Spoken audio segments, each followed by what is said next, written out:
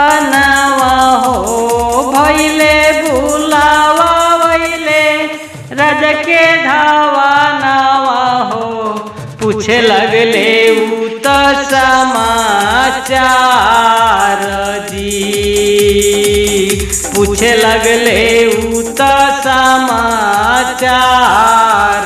जी।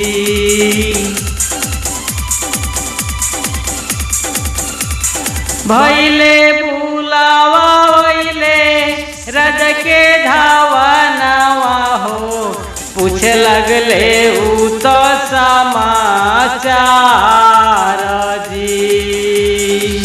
कौने कारण वह राजा हमके बोलवनी हो कौने कारण वह राजा हमके बोलवनी हो कौने कारण वह राजा हमके बोलवनी हो कहियो के दे दीना सुनाई जी कहियो के दे दीना सुनाई जी। कौने कारण वह राजा हमके बोलवनी हो कहियो के दे दीना सुनाई जी।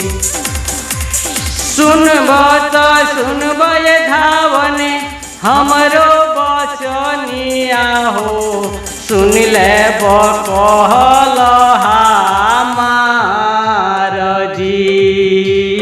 कौन नहीं जात के पंछी आकाश से उड़ल हो जात रहे कौन जात के पंछी आकाश से कौन जात के पंछी आकाश से उड़ल हो जात रहे जाइयो के पाता की लगाई बजी जाइयो के पाता की लगाई दी।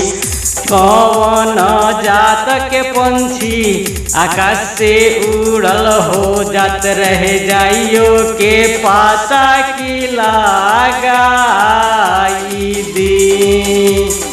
देखते रहिए BMB म्यूजिक।